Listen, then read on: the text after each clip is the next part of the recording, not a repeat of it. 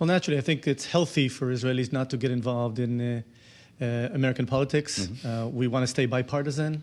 We want to make our case and remind the American public and the world public who we're up against. Israel's against radical jihadists that want to wipe us off the map. They also want to wipe out all non-Muslims. This is jihad. And what you saw, the atrocities we saw in October 7, from their perspective, they want to rearm, regroup, and do it again and again and again. That's their charter. And this is what we're facing. Not only with Hamas, we're also facing Hezbollah in the north, the same jihadists. They want to wipe us off the map. They're troubling our northern border. Just to give you some perspective, we have 70,000 Israelis out of their homes. It's like 2.5 million people in the United States. That's the equivalent. Double than San Diego if it was attacked from Mexico. More than Manhattan. This is the kind of pain we're suffering in the north, and we have to fix it. Add to that the fact that Iran and Qatar, the head of the snake and the biggest funder of terror, are also part of that alliance. They're funding, Qatar is the biggest funder of terror around the world. Their blood money, wolf in sheep's clothes. They funded Taliban, they funded ISIS, they fund all terror cells around the world. And Iran, that wants to go after the moderate Arab states as much as they're targeting us. This is the alliance that Israel is against. And thank God, it's a great opportunity to thank the administration, to thank the American people for the huge support we're getting. We must understand that it's not a simple task. We have to eliminate Hamas off the map and not enable them to attack us again. Well, as you talk about Qatar specifically being a funder of terror, they are also one of the parties at the negotiating table who are helping mediate ceasefire talks between your government and Hamas. Are they not credible in this? Why are they part of those conversations if it sounds like you have zero reason that you see to trust them? One of the biggest mistakes our own government made, including the U.S. government, is enable Qatar to fund Hamas. A huge mistake we've made, and it's not too late to correct it. We prefer to see the Emirates and the Saudis that seek peace, that are looking for to expand the Abraham Accord. We'd like to see them support moderate Arab Palestinians. And we have to eradicate and take away the capabilities of Hamas, the atrocities that we're still going through. And look at what they've just done. They murdered in cold blood 6 of the hostages in cold blood. They don't care about our lives. They don't care. They think differently. They use every weaponry they have in order to kill Israelis, and they don't care about their own lives. They don't care at all. They hide behind their own civilians. We protect our civilians. They use their civilians as shield because they know our strength, which is perceived as a weakness by them, because we care about human life, and they have no care. They promote death and destruction. Your ministry, your finance ministry, has cut its projection for growth in 2024, and Bloomberg is reporting that you're lowering your GDP forecast for 25. What is the cost, financially speaking, of this war? Well, naturally, every round of violence in our region, there's a dip in the war. It's clear people go to reserves, and we're focusing on winning the war. Can you quantify that? Yeah, well, we entered the war at a ratio of 60% debt to GDP, which is one of the best in the world. We're now at about 70% debt to GDP. We'll spread that throughout the years. We understand that we have to focus on winning the war first. I'm here speaking to many investors, and the potential of Israeli technology and high-tech is not decreased, it increased. So right now there's a bit of, people are a bit shying away.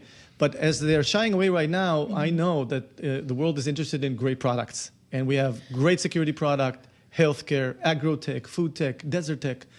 We have a lot to offer to the world, and there's no doubt in my mind that you're going to see a nice spike immediately after the war of success. Well, so what are you hearing from investors about their criteria to come back in, if you will? Just that the war needs to be over, or that they already need to see a recovery in the Israeli economy, the reservists, for example, who had left their jobs being reincorporated back into the workforce? What is it going to take? It's split to two. People that are not familiar with Israel, that are sort of, they're sort of a bit of shying away because they're not certain where this is going.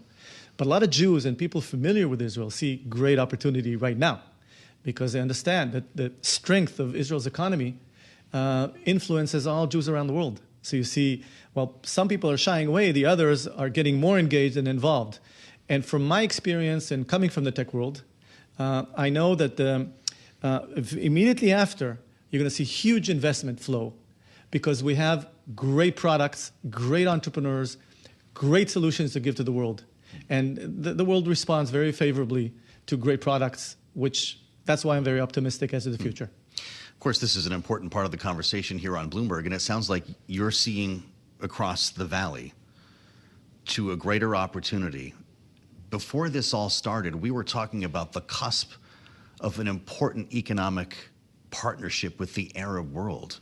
Will you restart those talks? Will Saudi Arabia be back in this conversation in that world? I believe so. Look, the Abraham Accords are there. The Emirates, the Jordanians, the Egyptians. Well, it's not perfect. But I see how the Saudis and other moderate Arab states, including potentially Indonesia and others, are waiting to have a window of opportunity to enter and expand the Abraham Accord. We bless it. Well, I think it's great for the stability of our region. The Sunnis, which is the moderate Arab states like the Saudis and the Emiratis, are threatened by Iran.